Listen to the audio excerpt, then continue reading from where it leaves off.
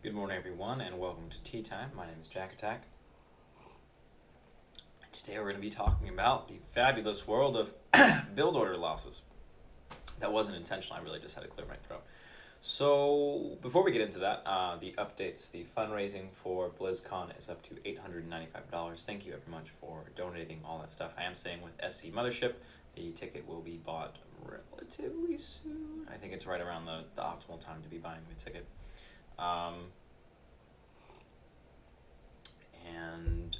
And then I'll be assigning and cataloging all the financial stuffs that need to be done for that and presenting them all to you, the supporters. Basically, you're my boss. It's like instead of having one boss having many employees, it's just many bosses having one employee, which is me. The sandbox is going well. We're getting through interviews. It's a very slow process. If you are one of these sandbox applicants, there are 62 of you that we moved to the interview phase, and I woke up today and there were 20 new emails, and they all had the sandbox as the title that I haven't read yet.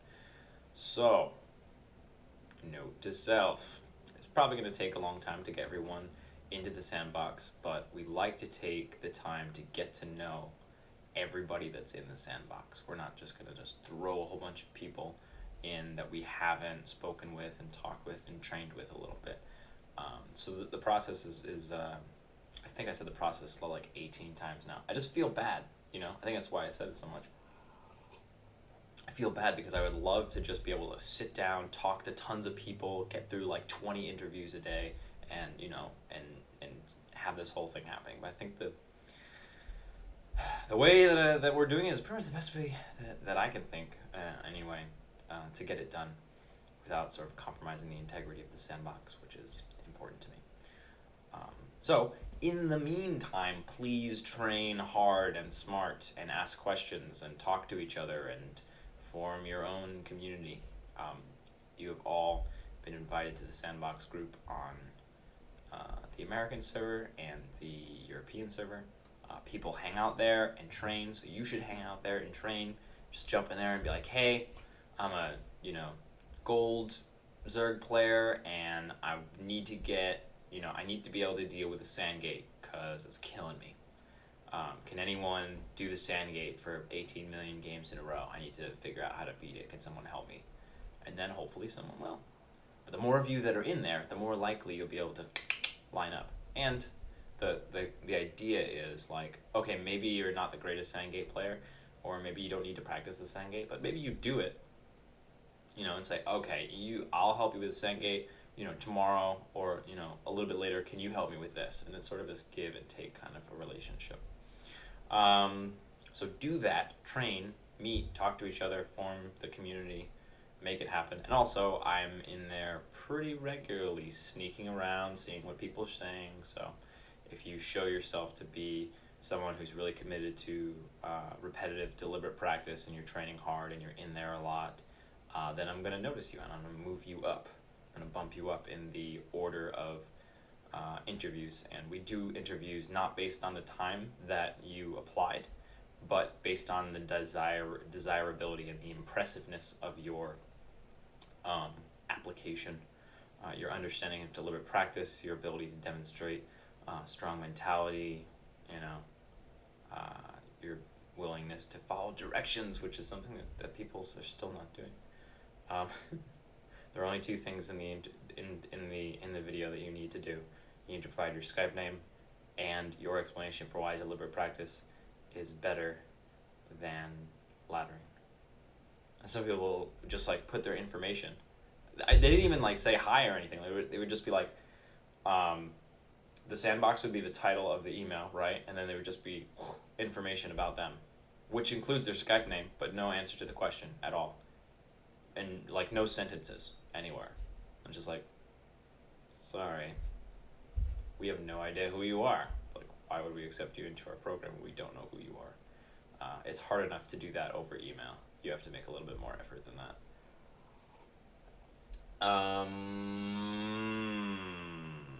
Yes. I didn't write down what I was going to talk about today, but I started talking about it in the beginning, and we're going to talk about build order losses. So yesterday we were having a training session with one of the new recruits for the sandbox, and they were talking sort of back and forth about a situation that was in the game, and it was, oh yeah, well, I don't think your build just matches up well against my build, and that's why, you're so behind.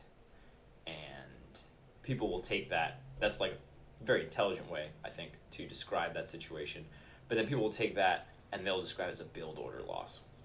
And really, I mean, this is not anything like, this is not fast facts. It's not like anything that's set in stone that I can say, yes, this is the way it is. It's just my opinion, so take it for what it is. I feel like that stuff doesn't really exist in the way that people exaggerate it to exist. It's sort of like, so in that situation, he was trying to figure out, he had his build, the Terran player had his build, and the Zerg player was doing a 1-1 roach timing. And he was playing in the dark for most of the game. Not a lot of scouting information. He wasn't opening with a Reaper, which is fine. But, he didn't know how many gas the Zerg had. He didn't know anything at all. He would just go out with his push at the normal time. And in his experience in the ladder, it would normally work. But the thing is, it's, you're just playing the odds game. You're saying, all right, if you're not doing a 1-on roach timing, then I win. But if you are, then I lose.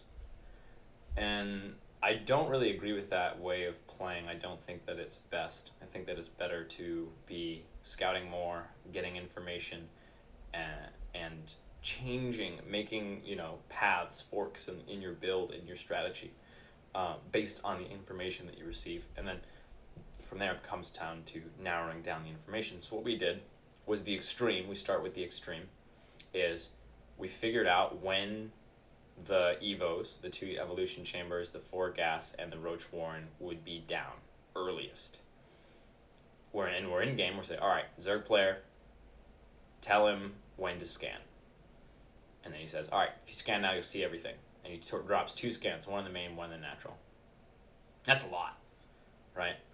A mule is basically 4 SCVs. It's almost exactly 4 SCVs as far as time, mining, and things like that.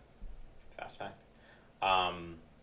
So that's a lot. That's rough to drop 2 scans like that. But he dropped the 2 scans, and he was ahead in supply for the rest of the time. He was able to really punish the Zerg by not attacking. Which was really cool. He didn't do the attack. He altered what he was doing. He made his defense. He made it so that the 1-on roach attack didn't make any sense to even do, so the Zerg player didn't do it.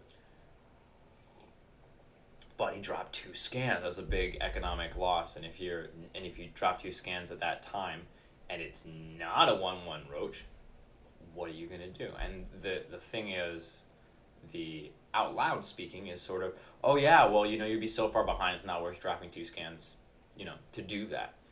But I think the better approach is to test it out. So then next game, all right, Zerg plays their standard style, drop the 2 scans at 7 minutes and 30 seconds, which was about the time you can scout the 1-1 roach timing, and see what happens, and see what's going on. See if you can take information from the standard play and say, okay, scan, all right, this is the standard play. I know it's the standard play, so I can make my build better than if I was just doing it normally, if I was just doing it blind, and just always having these little forks and these little times and trying to get lots of information whenever you can. But yeah, so that's my idea. When you find yourself perhaps running into this idea like, oh, it was a build order loss or whatever, see if you can find a way to get more information and make slight, the tiniest changes in your build so that you can be a little bit more adaptive. StarCraft. It's a StarCraft tea time. I like this. I might do this again.